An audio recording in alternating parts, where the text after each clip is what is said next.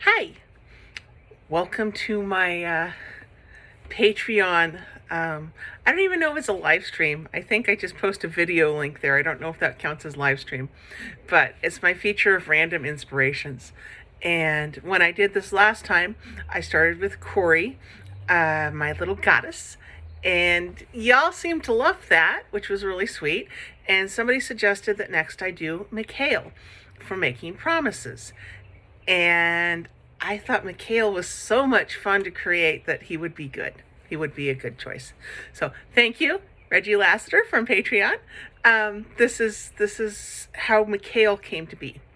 First of all, if you've read Making Promises, you know I put my family back 10, 11 years ago, what my family looked like, into that book. We were the Ren Fair family with the chubby little baby who is now a fully grown young adult at 14. There was mom, there were kids. We were there at the Renaissance Fair, and that is the truth. Part of my inspiration for Mikhail came when I saw an act like Mikhail and Kimmy's. They were two dancers slash acrobats hanging from ribbons suspended from poles in the fair doing death-defying things. And they were stunning and beautiful and lovely. And I was new to MM then. And of course, you first see the girl and the boy up there and you think, what a lovely romance. And I thought, no, that's not the romance I'm writing. That's not the romance that I'm feeling right now. And then I thought, who is that guy? Now, I saw him striding through the fair later. And if you've ever seen dancers' feet, and I've made a point of this in a couple of books, I have seen dancers' feet up close and personal.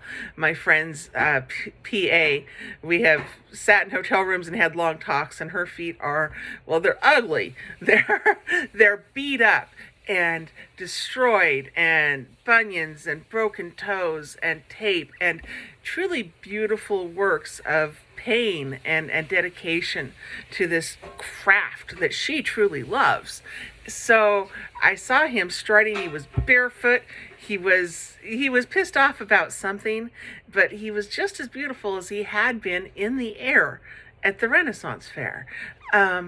And the one thing you always think of when you see someone that beautiful on stage who has that much pain or anger when they're on the ground is how they can compartmentalize, how they can put that anger or pain or rage or irritation aside, and for the span of that performance become a handsome prince.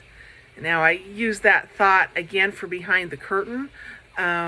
It shows up again in a book coming out next year called The Muscle, in which our dancer is also a thief. But for Mikhail, he was the guy I saw was 5'6", and he had Mikhail's curly blonde hair, and he had very, very Slavic Russian features. Now, literally near my house, and I think Shane pretty much puts his thumb on where in the map Mikhail lives near my house and in my neighborhood. There is it used to be a Joann's and a gambling center, and I still don't know the legalities of that because we live in suburban California. I don't know how they had a casino. Anyway, so it was a Joann's and a casino, and my son did karate there, and it got transformed more and more to a Russian grocery and a Russian haircutting place, and Russian businesses moved in, bought the property. And my 10, 11 years ago, when I was still teaching, I had a friend he was a social studies major, and he saw this happening, and he went and got his hair cut there. And he just wanted to talk to the old Russian women and find out what life was like before the curtain dropped.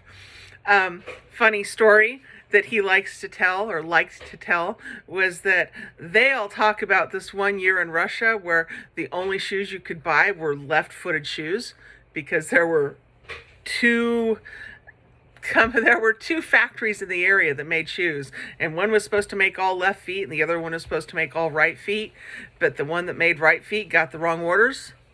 So all you could buy for a year in Russia was all left-footed shoes. And I don't know if those old ladies told him that to dick with him or if that's true, but it does make a fantastic story, right? Anyway, there is this fairly, very Russian place that has sprung up nearby, and I thought Mikhail would live there. The place where he dances, which also showed up in Lollipop, for those of you who remember Anna, his dance master, his dance mistress, who ran the place for children. Anna is based after Joanna, all right, who was actually very, very Northern California. She is a Northern California institution. She is one of the few people who is accepted an award for having a dance establishment that basically lets children with disabilities dance. And she showed up in Behind the Curtain. She even shows up, and for those of you on Patreon, you will remember this. She shows up in that fic I wrote, in which Jared and Dawson get offered the chance from Channing and Tino to build their own art center in Folsom and to have branches that cater to people who have children with disabilities. And it's sort of, dream fulfillment that I've watched Joanna for years do this for kids with disabilities. And I wanted to give somebody all the money and all the resources in the world to do something like that, because I think the work she does is really fantastic. So Anna, in Mikhail's life, very much modeled after Joanna. I did throw in the thick Russian accent because I get to do that because I'm a god in my own little world. But all these fun little facts, I think, aren't what the person asked for when they asked about Mikhail. And I think I'm going to go back to that thing I said about pain compartmentalization. I have long been fascinated by the way we deal with both emotional and physical pain. A long, long time ago, when my now 26-year-old child was just an infant, her father, who you've seen behind me, was working and going to school. And I was stranded, literally without a car, in this place where my nearest neighbor was not very close. And one night, my husband comes home, and I am rocking my baby, and I am sobbing. And he says, "What is wrong?" And I list all these little petty things. My other baby had been, a complete pain in the ass that day, and this baby was teething, and I don't know, and this had happened in the house, and this had happened in the house, and he wasn't there, and I had an ear infection. And he goes, "Wait a minute." Back up. And that moment, because I had a fever of 102 and an ear infection, that moment made me think, in many years to come, about the way we conflate physical and emotional pain. And so seeing that figure at the Renaissance Fair stomping whatever was going on his bleeding feet, made me put together all of these pieces of whatever it was in my life and come up with somebody who was in so much pain, so much emotional pain, that his barbed tongue and sarcastic sense of humor was pretty much that was his cry for help. And the only people who can really deal with that much sarcasm and that much sting in someone are the people who get what Shane got about wild animals, about people in general. That people in pain do not behave rationally. They do not always do the things in their best interest because their only motivation is to not hurt anymore.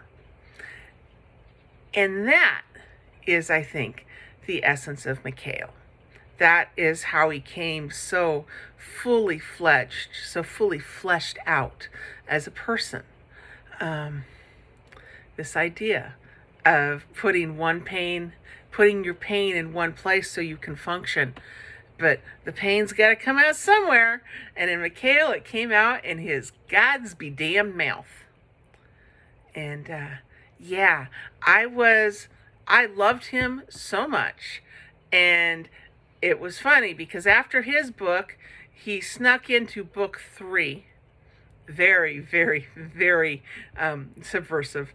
And then book 4, I realized that he had become the heart of all those people in Levy Oaks. So when Reggie asked about him, I was really very pleased because I'm glad it wasn't just me who saw that someone who could overcome his pain like that and become Shane's biggest cheerleader, become the